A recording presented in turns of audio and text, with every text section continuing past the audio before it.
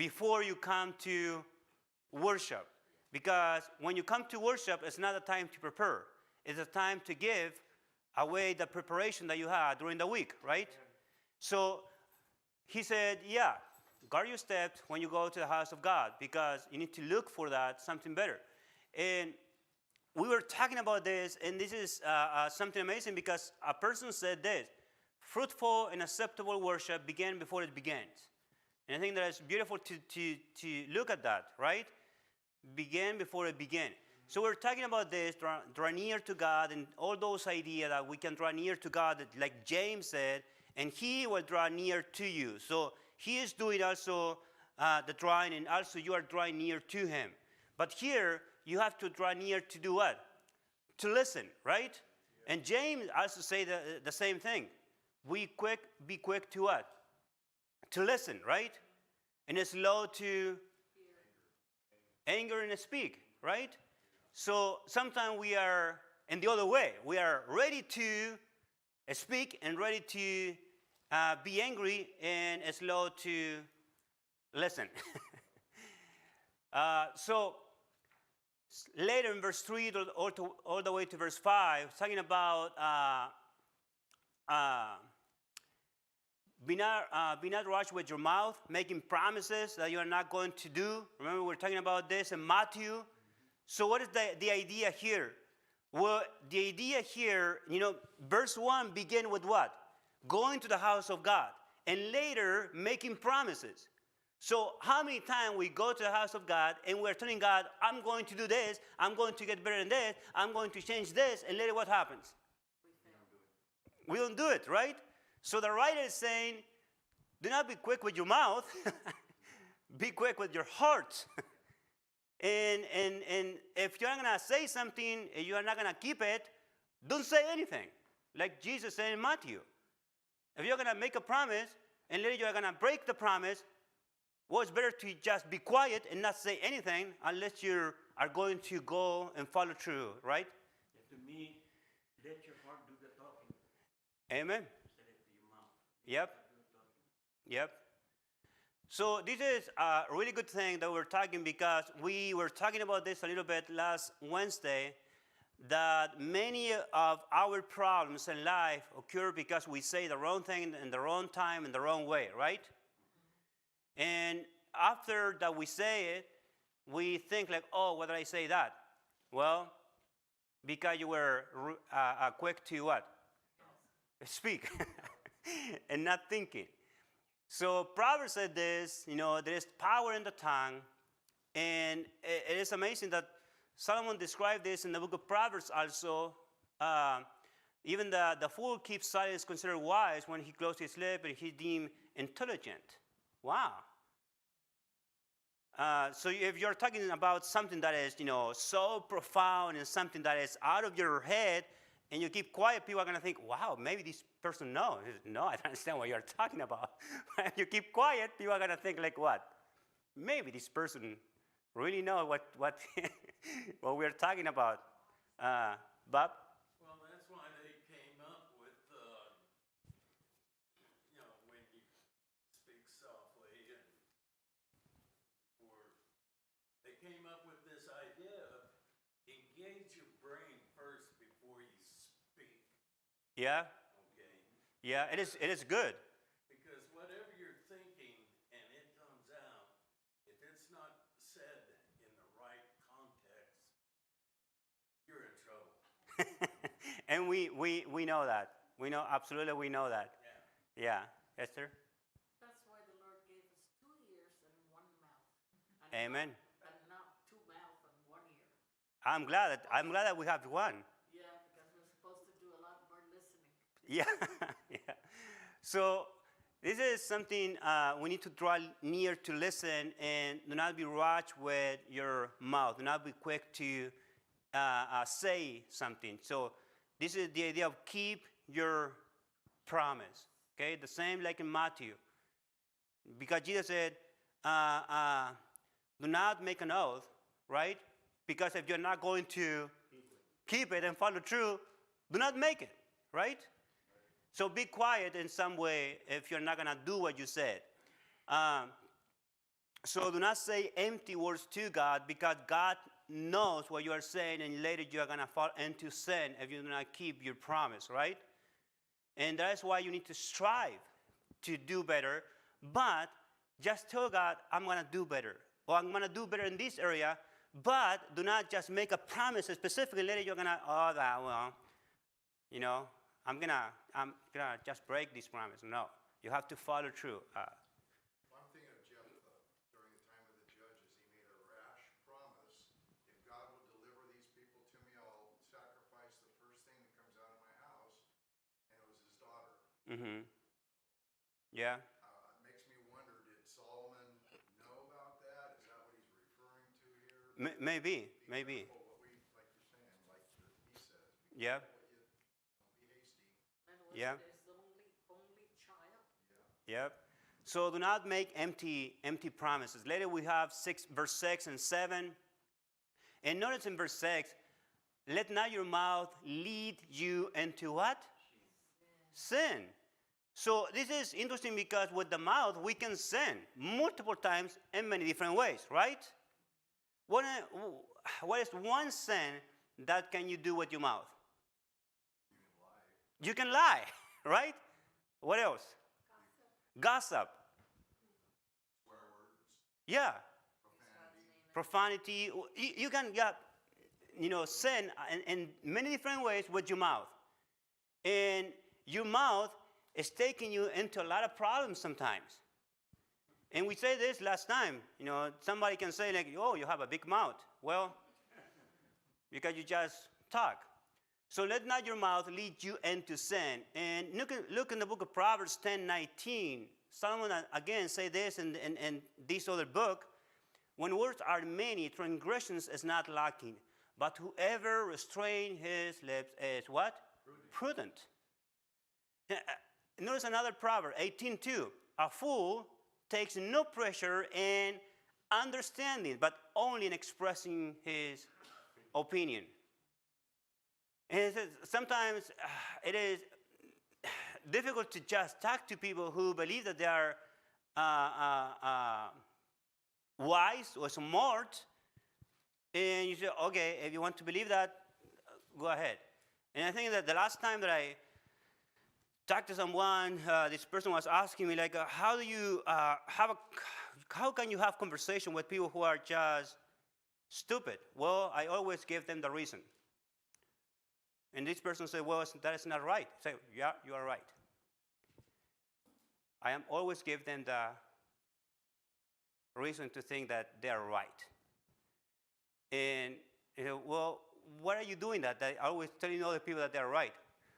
Because when they don't want to what? Listen and admit that they are wrong, what are you going to do then? Because it's nothing that you can do with a person who is like thinking that I am right, nobody's going to change my mind. Okay. So, and I remember one time the person was asking me about God, and said, can you tell me about this event about God? And I asked him, why are you asking me about this specific? Do you really want to know, or do you are just trying to mock the answer I'm giving you? So some people are just asking not because they want to know, they want just to mock on you and laugh about it and just say, oh, would you believe that? Well, what are you asking then? To really know, or just for something else? So it is really amazing how people do that. Not in James 3:8, but no human being can tame the tongue. It is a restless evil full of Esther? To me, there's nothing more annoying than when you're talking and somebody already got the answer for you. And then they just didn't really get the answer, but they want to give you the answer already before you say what it is you're trying to say. Yeah. Just blurt out the answer. I'm like, okay. So you just, at that point, forget. Something about it. It is when you can tell a person about something, and they can reply in a way that they did the same thing but better. You know what I'm saying? And sometimes I am not trying to compete with you. I'm just sharing this. But the other person take it in a way that, oh yeah, let me tell you what I did. So gossip, backbiting, slander, lying, all these sins come from the mouth and take us into a lot of problems. So keep what you said. And Matthew is talking about this in a good way. Jesus talking to the Pharisees and the scribes, and he is saying, you brought up vipers, how can you speak good when you are evil? For out of the abundance of the heart, what happened with the mouth? So when a person speaks, we can know what is where? In their heart. So the mouth is connected with the heart in some way. And when the heart is full of something, the mouth is going to speak. And this is something funny because in verse 6 said, do not say before the messenger that it was a mistake. Notice people say, oh, well, I didn't mean it. I was saying that, but I didn't mean it. Now I can break my promise. What do you mean with that? I didn't mean it. You're trying to just go around the promise that you were making and trying to break the promise because you're now saying what? I didn't mean it. Yeah. Sometimes I think they're trying, by getting your answer, then they can try to convince you of theirs. Yes. Yeah. No, that's not really right, it's this. Yeah. So I think that God knows what was the intention when we were making a promise. And I think we like to say things sometimes and do not follow through. And I think that is what the writer is saying here also. So do not say a word that you are going to regret. And after that, we get into these, another thing. He's going to talk about riches and the vanity of riches again. Now, why he talk about going to the house of God, keeping your promises, and later riches? Because I believe he's talking about this, like having a good heart to go before God, but sometimes we put our heart in having more, and because we put our heart in having more, what are we going to do with our mouth? Sometimes we are going to lie about things, and that way we can have more. Sometimes we are going to gossip, and that way at some point we can have more. So our mouth is leading us into a lot of problems, but sometimes because we want more of whatever it is, more recognition, more power, more riches, whatever it is, we want more. But when you go to the house of God, in the end, who has everything in his power? God. So that's why I think he began with the idea of going to the house of God with this. Now, noticing,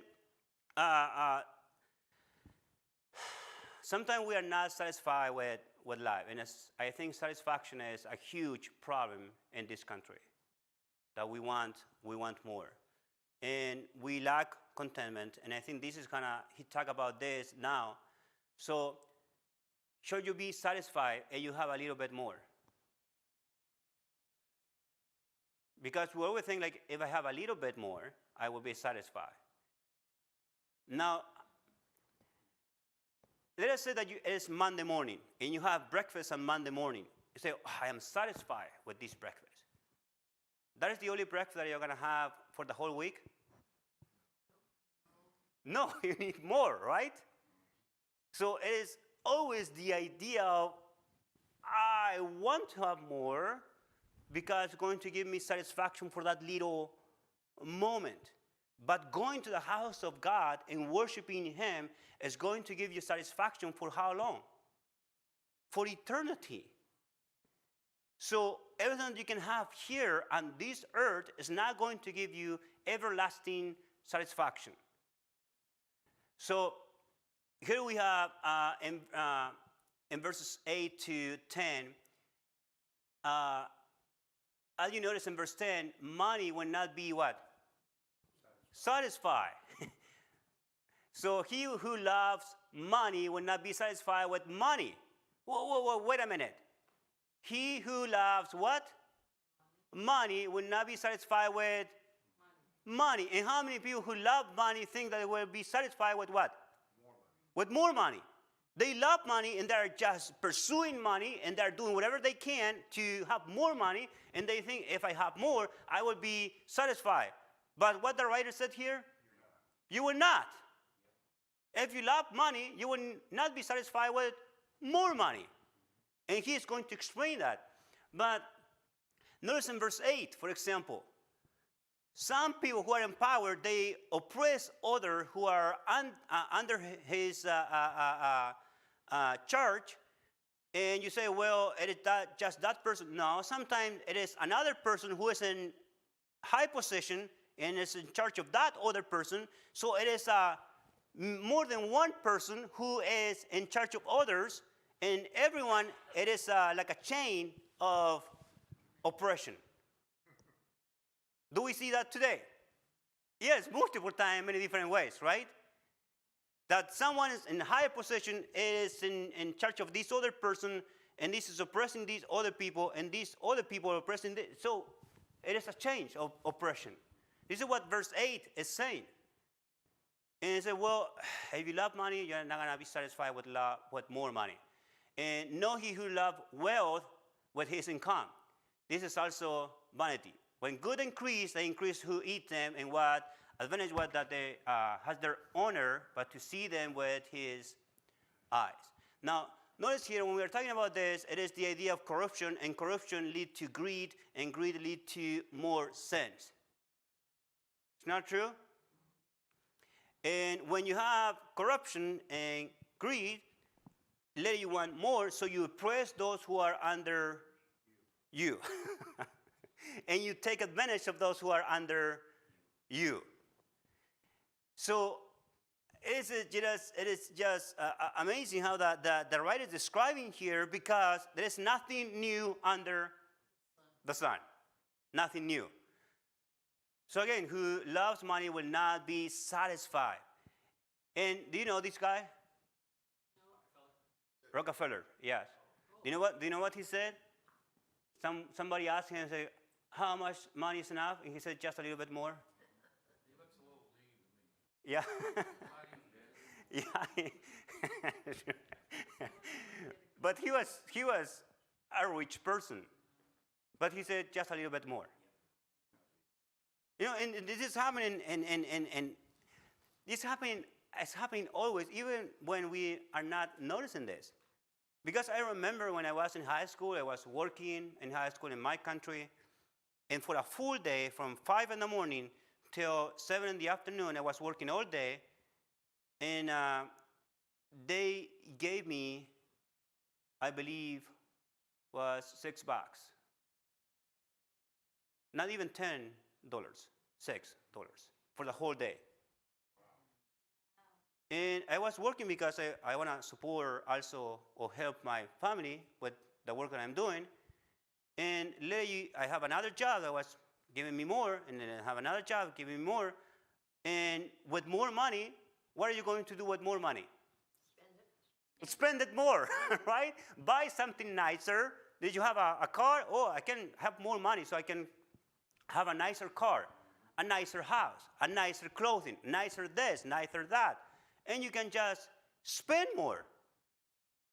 And sometimes when you are making less money, you say, well, I am just okay. And later you make more money. Why am I spending the same amount of money? Because you are having more, right? Having more possessions. So that is the idea also here in verse 10.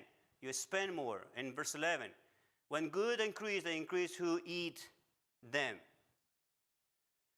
How much costs to have children today? Now, I don't want to say this. It's funny, but when we were buying diapers, I thought, we're spending a lot of money in diapers. But now, no, you're spending more now. And you're going to spend more later, right? It's always you're having more and you're spending more. It's always the same thing. It's like, I want to have a better job that I can have more. Well, you're going to spend more because you want something better or bigger or whatever it is. You're going to spend more. I did that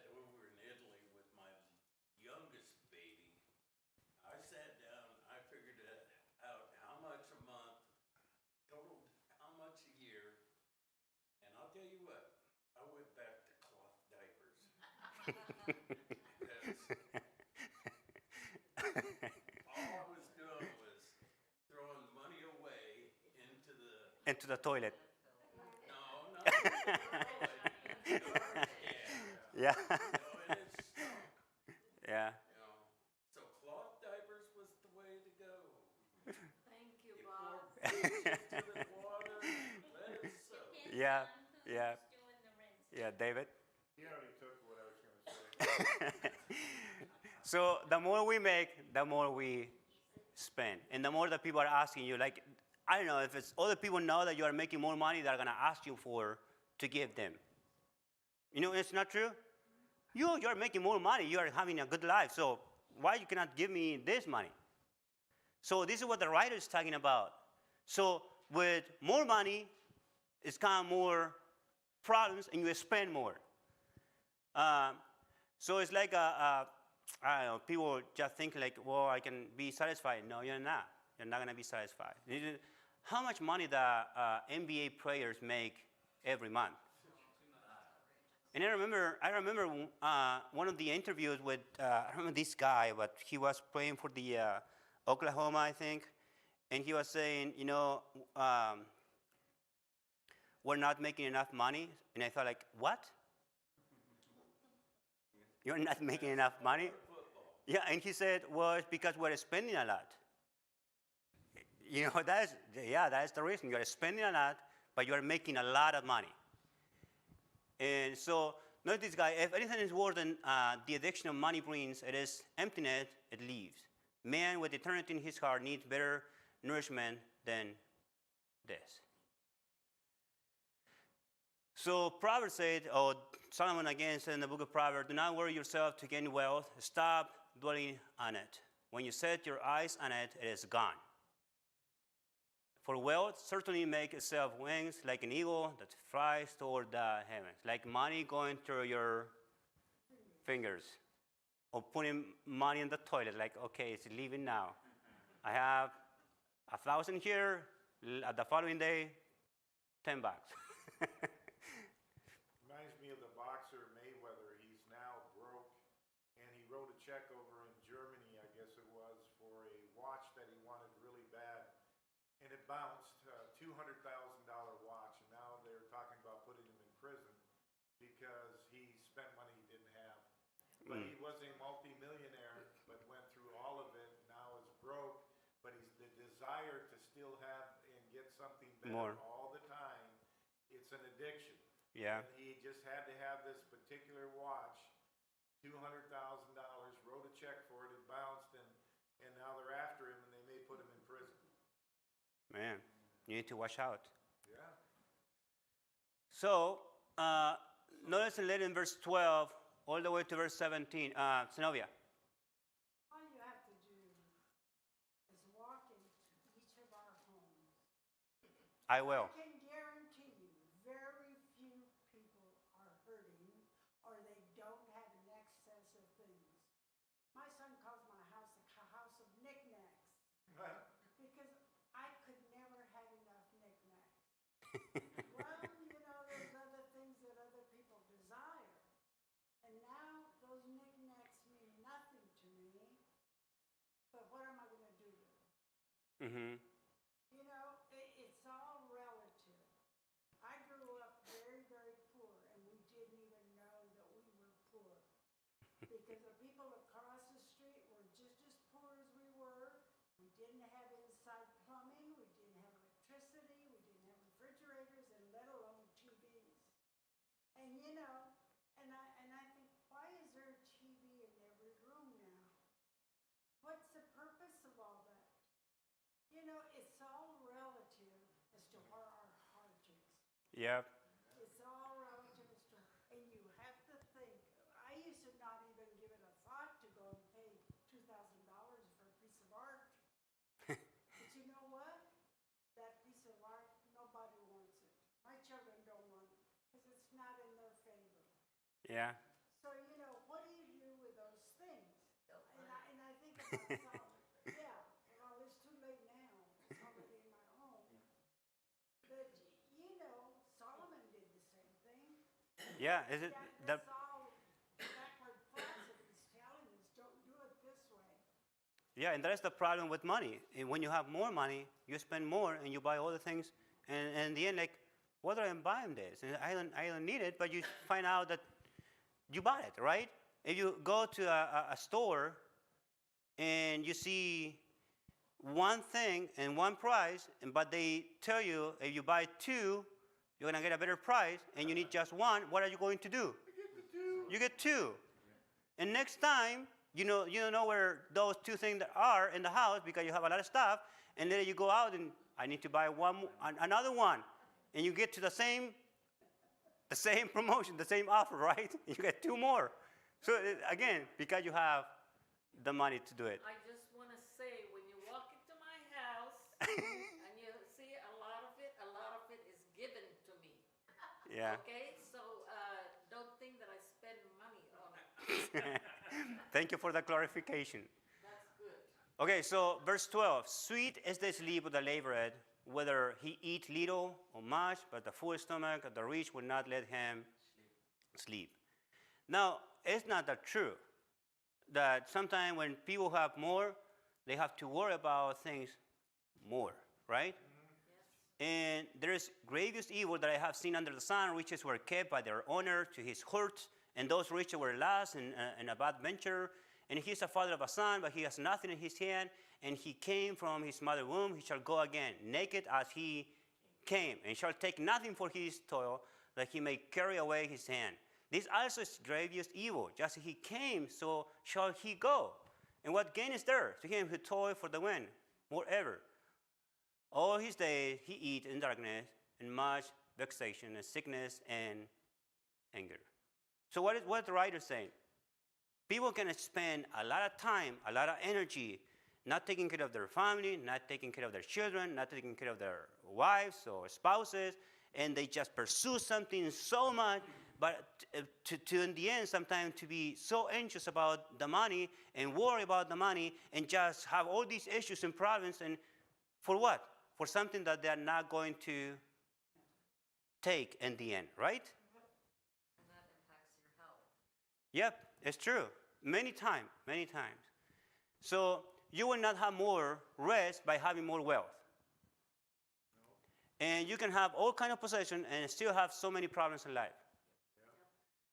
And it's happened many times. You can just sleep around money, but it's not gonna make you sleep better. So the more you have to worry about, and the more you have, the more problems you will have, and the more you have, the more things can break, and the more you have, the more that can be stolen from you, and the more you have to keep it with. Thank you, sweetie. So you need to find a wife. So contentment is not found in having more. Rest and peace are not found in the accumulation of possessions, right? And I think that we know this, but we are still doing it.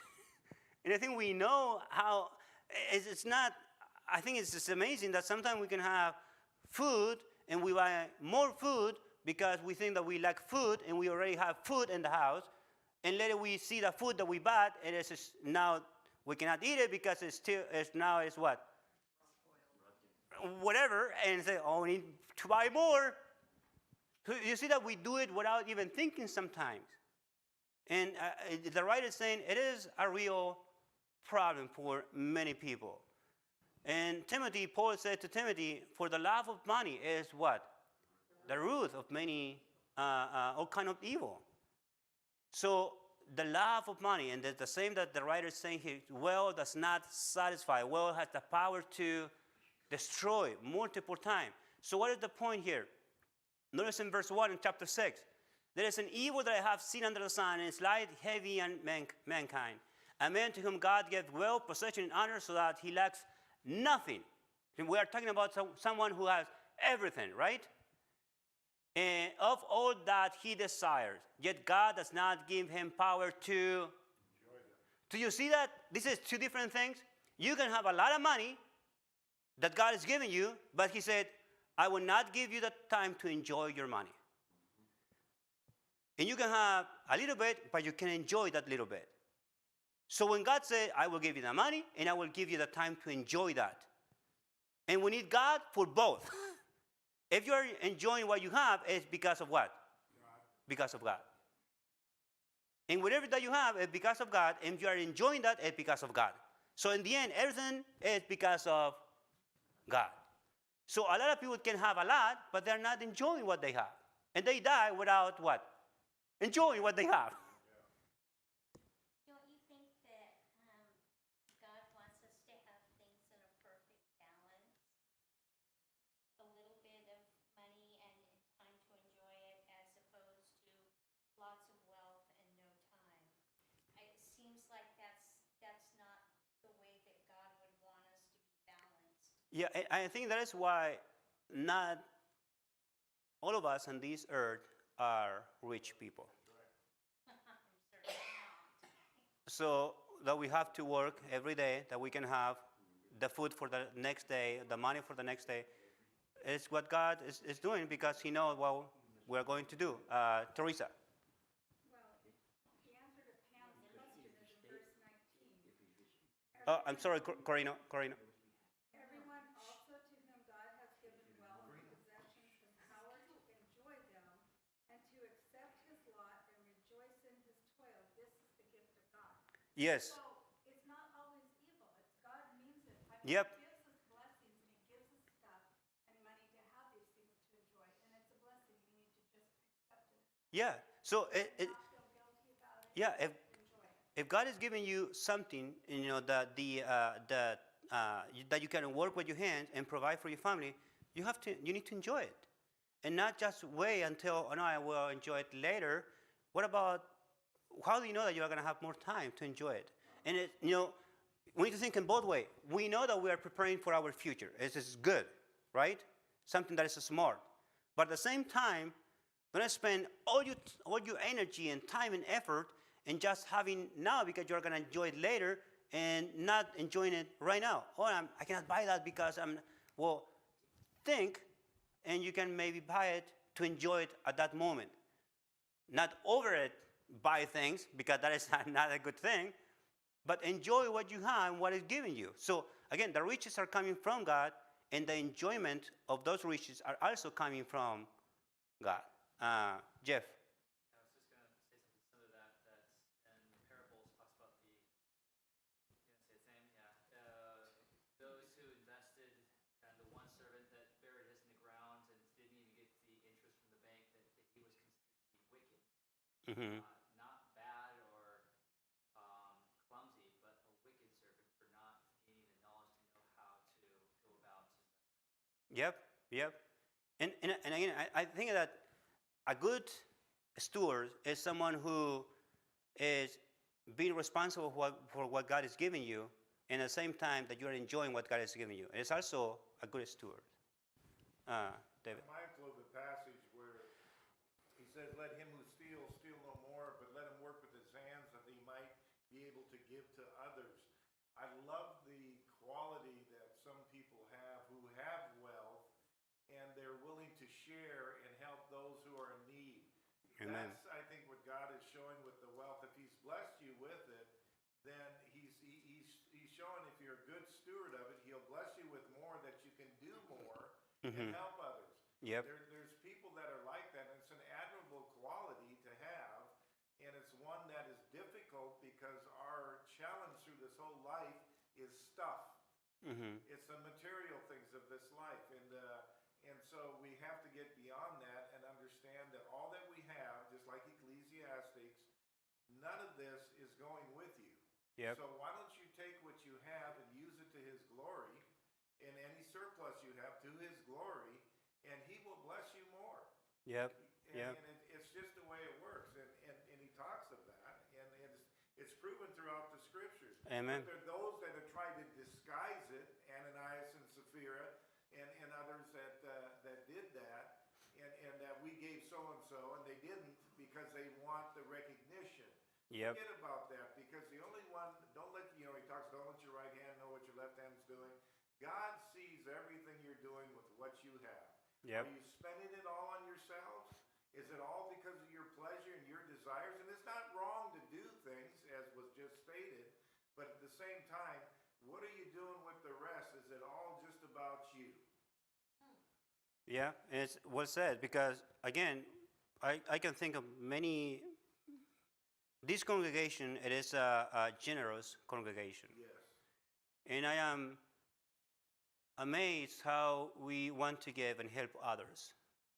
And many of other members are helping others in ways that we do not even know. And I can just be grateful because we have this building because of a generous members who was willing to give. And 9 children went to the camp because someone was willing to give. And that is something good to do. So, again, he is talking about the right perspective of riches and not the accumulation just because you want to have more. So, God is the one who gives the ability to be satisfied with what we have. And we are grateful for that. Notice in verse 3. If a man fathers 100 children, live many years, so that the day of his years are many, but his soul is not satisfied with life, good things. Wait a minute. He has many children, he lived many years, and he has many things, and he is not satisfied with life? How is that? How is that even possible? Well, because sometimes when you have more problems. And so again, in the end of verse 7, all the toil of man is for his mouth, yet his appetite is not satisfied. So God is teaching us that our appetite are never sometimes satisfied. We want more, and we're craving sometimes for more. Notice in verse 8, for what advantage has the wise man over the fool, and what does the poor man have who knows how to conduct himself before the living? And better is the sight of the eyes than the wandering of the appetite. This is also vanity and striving after wind. Know what this person said, Clark. The necessaries of life are the same to both, and their condition in life is nearly similar, liable to the same diseases, dissolution, and death. Heather? I don't understand the context of verse 8. What advantage has the wise man over the fool? Talking about in the idea of riches, because riches are not going to prevent you from being sick. Huh? For being sick. Riches are not going to prevent you from being sick. You can be sick even if you have a lot of riches. Riches are not going to prevent death. Riches are not going to prevent problems. Riches are not going to prevent other turmoils in life and difficulties in life. Are not going to prevent that. It's true that they're going to help us in those situations sometimes, but are not a prevention for all these other things. But the wise man is better than the fool. I think that's been stated. Yeah, it is better, but both have the same outcome in the end. Yeah. Both are going to die. Both are going to have problems. Both are going to have diseases. Both in the same way. I'm sorry, I'm still thinking, however, with wisdom you can prolong your days. Proverbs is all about getting wisdom to safeguard you, to give you a good life. Yes, it is true. I know that death's going to overcome you. And It is true, but he's not talking about that perspective. He's talking about the perspective of riches are not going to give you a life without any difficulty, any problems, any type of disease. No, riches are going to just give you sometimes more problems. yes, but if you're wise with your riches, Yes, but that is not the point. okay. The point in the end is you are going to have the same end like the fool. You can enjoy better if you're a wise man, and you can enjoy better the riches, because a fool person who won the lottery, for example, right, and he won like a 2.5 billions, what a fool person is going to do? Spend all the money in just a week maybe. But a wise person is going to invest the money and maybe make more money and trying to be wise. But in the end, it's the same result. So the writer is saying, that's why you do not love money, because it will be the same. What you need to love is going to the house of God with the right heart. So that's why he began in chapter 5 with that idea, going to the house of God. So we're out of time here. So wherever he comes to be has already been named. Here the writer is saying, God named everything what we have. So he is the wiser here. not the man, right? And so, and it's not what man is, and that he's not able to dispute with one stronger than he. Can you tell God, like, why you are not giving me more? You can, but is God going to say, oh, I'm sorry? No, it's like, yeah, you have the courage to say that. It's on you, but at the same time, people, it's like, I want more, and God's not giving me more.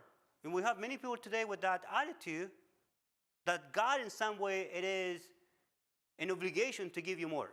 No. And He's not. Because Jesus said, what is He doing every day for evil people and for good people? The sun shine, the rain come, and all the seasons and whatever it is on this earth, that you can have this enjoyment on this earth. But more things are just because God is generous. And you cannot just tell God, oh, give me more now. And it's not right. So, God is sovereign, and man is not, and dispute with God is a waste of time, because don't do that. And now, I am following Jack's example and taking extra time. Greg, I'm sorry. I just want to make a thought here in the last verse in chapter 5. Mm-hmm. It says, because God keeps him busy with the joy of his heart. I think Solomon was getting very personal here. He observed all these things, and he like taking a good look at himself. If you look at that picture, he did all this, but I think he's going, I really like writing this letter. Yeah, it's a good point. So I think here is the, so what is the conclusion of all of this? What is supposed to understand? Well, verse 18 and all the way to verse 20 in chapter 5 is giving us the answer. Behold, what I have seen to be good and fitting to eat and drink and find enjoyment in all the toil with which one toils under the sun, the few days of his life that God has given him for this is his lot. And later you see in verse 20, the same thing, 19, everyone as to whom God has given wealth and possession and power to enjoy them and to accept his lot and rejoice in his toil, this is the gift of God. So if you have more than that you need, it's because it is what? The gift of God. And you can enjoy them, it is also the gift of God. But do not pursue just money and love just possessions, right? Love God more than whatever it is on this earth. David? I've met many people over the years that were very wealthy, that was Mm-hmm. very